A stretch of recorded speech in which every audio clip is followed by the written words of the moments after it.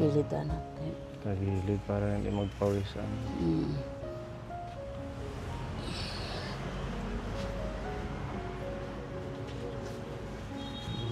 Kawawa naman.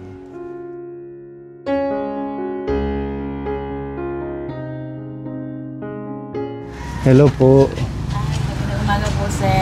Magandang umaga. Pwedeng tumuloy dyan. Upo ka po, sir. Sige. Hello, kuya.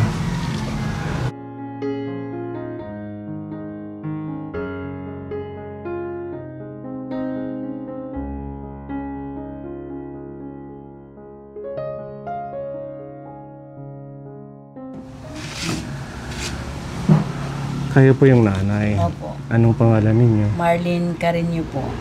Si kuya. Si Andrew. Andrew, ilang taon na ito? Mag-18 po ngayong November 27 po. Malapit na yung birthday niya. Opo. Kumusta siya? Ano yung kondisyon niya? Ay, ganun pa rin sa... nanamlay siya. Tapos, kasi pag hindi siya mabigyan ng gamot, nagsisisure po siya. Nagsisisure din? Opo. Kailangan po siya hindi mawawala yung gamot niya na dalawang na gamot. Ano yung gamot na ito? Levetiracetam sa umaga. Tapos pag gabi, levetiracetam again at saka phenobarbital. Opo. So pang ilan yung anak ito? Pangalawa po. Kuya Andrew. Pangalawa po siya. Dalawa ang anak niyo? 3 po. Yung panganay? Yung panganay, babae. Nandito? Wala, andun sa Maynila, nagtatrabaho. Buti may trabaho na. Opo. Tapos yung sunod? Yung sunod, ito si Andrew. Si Andrew, yung bunso nyo? Grade 7 po. Yung asawa mo? Wala na po, patay na po siya, sir. Biyuda ka na? Opo. Matagal na po? Mga 2 years ago na po, sir. Magti 3 years ngayong December 17. Ano ang hanap buhay mo, Ate Marlene? Sa ngayon, sir, wala na. Kasi nag-aalaga ako na ni Andrew eh. Inaalagaan mo na lang si Opo, Kuya mahirap Andrew. kasi magtrabaho pag... Walang mag-aalaga. Oo, walang nag-aalaga kay Andrew. Hindi kasi siya pwede maiwan kasi may time nga magsisisure siya. So, Nagsisisure? oo. Anong condition niya? Anong sakit? Noon, Paano ito nag-umpisa? Bakit bigla siyang pumayat? nag-umpisa ito last year nung nagkasakit siya po. Last year lang? Opo, month of August. Kinonfine namin siya doon sa Burdok, tapos hindi nakayanan, ni-refer kami IBRMC. So doon kami nagtatagal, 2 months kami doon. Sa IBRMC? Opo, kasi tulog siya eh, wala siyang malay, lahat, marami nang ginakabit sa kanya eh. Pero sa awa ng Diyos, nagkamalay na siya. Kasi ang daming tao sa IBRMC, hindi siya pwede doon. Ilang linggo natutulog, gano'n? Or? Mga half month. Half month siyang tulog? Opo. Half month siya natutulog. Hindi siya gumigising? Hindi.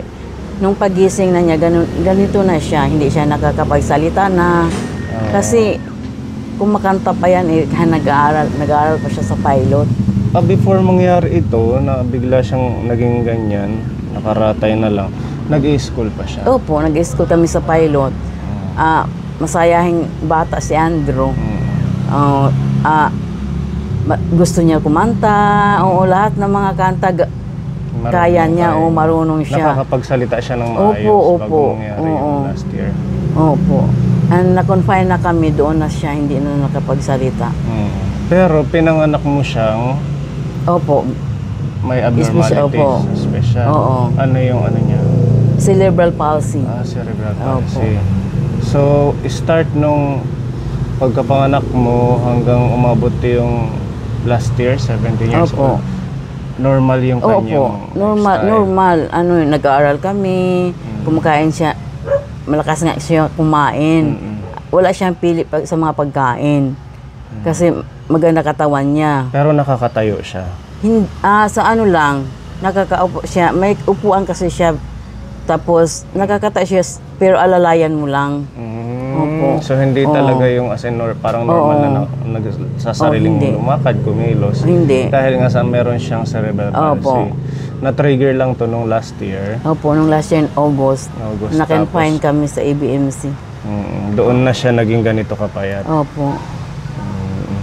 So, ano ang rekomendasyon ng doktor nung pagkalabas niyo sa ABRMC? Ang sabi naman lang sa doktor sa amin na, sige, doon ka na lang muna magpagaling kasi mahirap kasi pag dito kasi ang daming pasyente, baka mahawaan siya ng ibang sakit. Oo nga naman. So, inuwi mo na lang. Magdasal ka na lang kasi alam mo naman na yung buhay ng mga special child daw, hindi katulad sa atin. Kasi pinauwi kami dito. Tapos, ito, sabi ko nga, paano na yung pagkain niya? Iano mo na lang muna kasi hindi yan mahirap kasi pag kumakain siya ng matigas, baka sumikip yung dibdib niya, mauoperahan siya. Yung diet niya. Opo. Kailangan malalambot na pagkain. Opo, lugaw. Tsaka Pediasure, gin-refer kasi sa doktor sa amin yan. Buti nakakabili ka ng Pediasure, mahalin, diba? Minsan lang po. Pag magpadala yung anak ko. Buti na lang yung anak mo is supportive sa inyo. Opo. Anong trabaho niya sa Manila? Hindi ko alam. Kasi hindi din siya nagsabi sa amin. At least nakakatulong sa inyo. Oo, nakakatulong naman. Kahit papano. Kahit kinukulang po kami. Ngayon na nga, naubos na ang gatas niya. Pero sige lang, minsan biniberbrand ko na lang siya.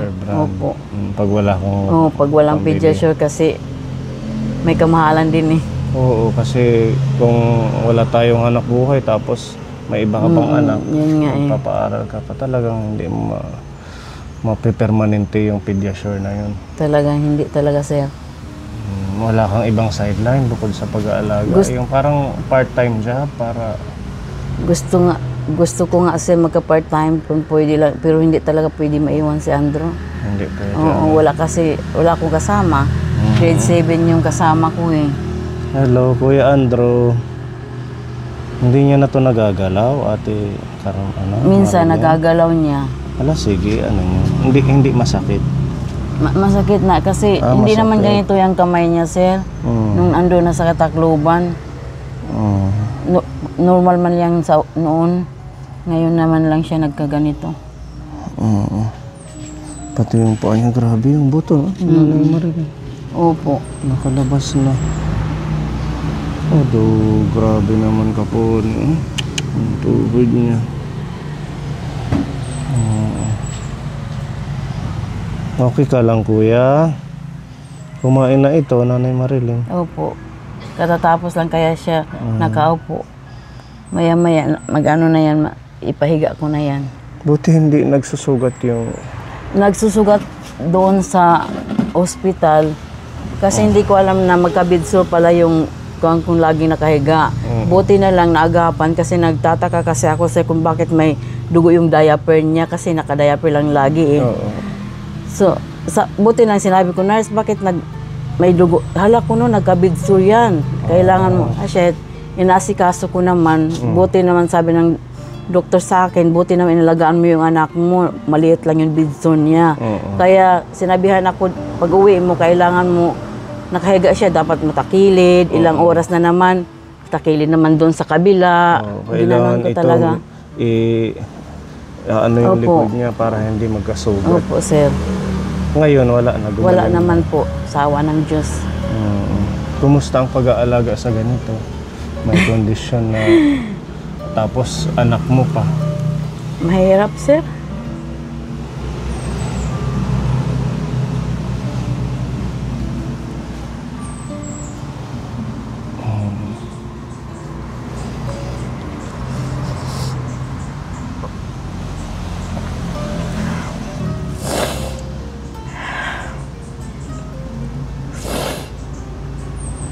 Mahirap pero mahal ko anak ko eh.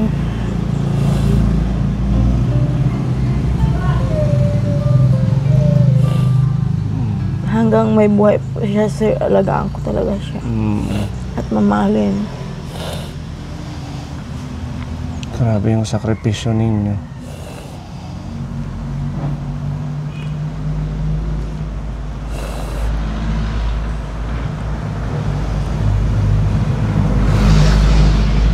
Tapos pumanaw pa yung asawa mo.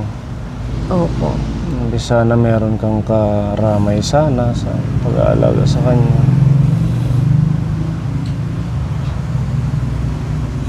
Paano yung pagkain ninyo? Halimbawa, Mahirap nga, sir, kasi nagpapadaan ako budget eh. Unahin ko kasi yung mga kailangan niya, sir. Minsan humingi na lang ako sa kapatid ko. Pero siyempre, may pangangailangan din sila. Nakakaya na minsan. Mga anak ko na lang anuhin ko lagi. Sabi pa nila, mataba ka naman. Pwede ka na hindi kumakain. Yun yung sabi nila. Kung pwede lang hindi ginugutom eh. Sabi ko. So ngayon, yung maintenance niya, pinobarbital. At saka levetiracetam po. Nag-ano ba siya? Nagsiseizure ng araw-araw? Hindi araw-araw. Nung last week nagsiseizure siya. Iyon lang, hindi pa nasundan. Sana nga hindi masusundan eh. Paano yung seizure Pero, nangingiwi talaga siya, sir. Oo. Akala ko nga, kasi matagal siya magsiseizure. Mga ilang minutes? Siguro mga 5 minutes to 6. Ganun katagal. Oo. Nakuan ko na nga kasi yung mukha niya ba na yung lips niya gumaganon. Anong ginagawa pag magsisisi? Walang, pinadama ko lang sa kanya, mahal ko siya. Oo, kailangan ko, kasi hindi ako mapapanik para maalalayan ko din siya. Kasi pag magpanik ka, wala na yung focus mo sa sa kanya. So yung pagkain niya, lugaw. Lugaw tapos susubuan mo na lang. Susubuan. Ano pa yung mga pwede niyang kainin? Gatas. Tapos, kasi pag masarap siguro sa kanya yung Pediasure kasi parang lumalakas siya, sir. Oo, magandang gatas yun. Lumalakas siya. Nakikita ko kasi sa kanya pag nakakainom siya ng Pediasure, tumatawa siya. May ganun ba? Tapos, yung ganun-ganun niya yung, minsan iganon niya. Yung kamay niya. Ngayon, naririnig kaya niya tayo? Oo, naririnig. Ano yan, sir? Matalino yung bata na yan. Oo. Yung lugaw niya, hinahaluan ko na ng munggo. Sunod araw, patatas. Sunod, karubasa. Kinakain niya naman? Oo, kinakain niya naman. Wala naman pili ito eh. Hinahaluan ko na lang ng mga ano-ano yung lugaw niya para may masustansya. Nung nag-i-school siya sa special education sa pilot, hinahatid mo, tapos hindi siya nakakalakad? Hindi. May upuan lang siya doon. Doon siya umupo. Tapos, si teacher na. Mo siya? Hindi. Kasi nung nag-wheelchair kami, sir, walang nagpapasakay sa amin eh. Ay, ganun. Oo. Kaya, bit-bit ko, karga-karga ko siya. Kasi ganun kalaki na. Opo. Hindi siya makaka... Naintindihan ko naman tricycle eh. Kaya bit-bit ko, hugos-hugos ko siya. Karga-karga ko siya doon sa tricycle. Tapos pagbaba na. Pero pasulod, pwede naman mas pasok yung tricycle. Hindi ko siya iwanan doon. Sa labas lang kami ng room nila. Kaya anytime kasi mag-seizure siya, andyan ako.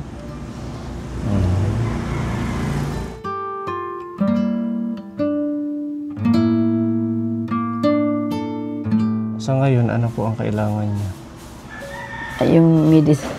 Yung medisina sana ni Andrew, sir. Wala na po ba? Meron para pang umaga. Pati bukas. Nasaan? Para makita natin yung resita? Or yung gamot niya kung meron pa. Pinobarbital na lang po meron. Ano siya? Tablet, hindi siya yung liquid? Hindi po. tablet, dinudurog ko po. Inaano Tapos ko ng lalagay tubig. sa- Nilalagay ko sa tubig. Kutsara. Akala ko yung liquid. Kasi yung isa naming nagsisisure na tinutulungan, baby pa, liquid yung sa kanya. Liquid. Meron palang ganito. Opo. Tablet siya. At saka yung libet, tablet yun eh. Oo. Dudurogin lang din. Opo. So, ang pag-inom niyan, every night before bed, dalawa. dalawa. Yung libet, umaga at saka gabi. Ilang ano niya ng maintenance Dalawa. yan? Ilang taon? Whole life na daw niya, sir eh. Whole life yan. Opo. Kasi pag hindi siya, pag mawawala ko sa kanya, lalo siyang mahihirapan. Opo. Ganun po pala. Nagtatanong ako sa doktor kung pwede i-stop muna. Hindi daw, huwag mo i-stop kasi Maintenance yung kawawa, yung anak mo, sabi sa akin. Magkano po yung ganyan? Mura lang isa dito, 7 pesos. Yung Levetiracetam, kasi naubos na kanina umaga, pinainom ko. 7 pesos yung isang ganyan? Isang piraso. Isang bottle. 100 pieces to eh, basta isang bottle.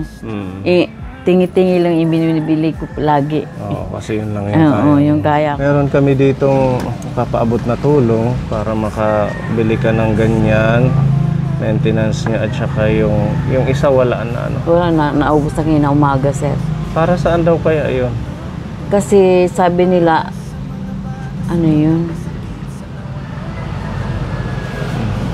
Sa seizure din? Parang ganito din para makayanan yung, kasi kung ito lang ang inumin niya, ang dosage niya maliit. Maliit O, lang. sa kailangan may partner nga Levetiracetam. Ganun pala. Sige, meron tayong blessings dito para sa inyo makatulong sa pagbili ng medisina. Galing sa ating kapone sponsor. Nipawak ng camera. Mag-isa lang kasi ka. Ikaw na muna ang ating co-vlogger. Ayan, shout out sa ating kapone sponsor. Nakikita po ako. Sa ating kapone sponsor kay Tita Bebelin, thank you sa binigay niyong 1,000 para kay Kuya Andro. Kay Tita M ng Japan, salamat din po sa 1,000. At kay Tita Mel, thank you din po sa 1,000. Gamitin niyo po ito para makabili ng maintenance. Yung sobra ho, bili niyo na lang po ng pagkain niya. Okay po. Maraming salamat po sa nagbigay nito. Kay Tita M, Kay Tita M, Tita Mel, kay Tita Mel, at kay Tita at Bebelin. kay Tita Bebelin. Malaking tulong na po ito para kay Andrew sa mga pangangailangan niya. Maraming salamat po sa Kaponi team po. Maraming salamat. God bless you po. More blessings to come po sa inyong lahat.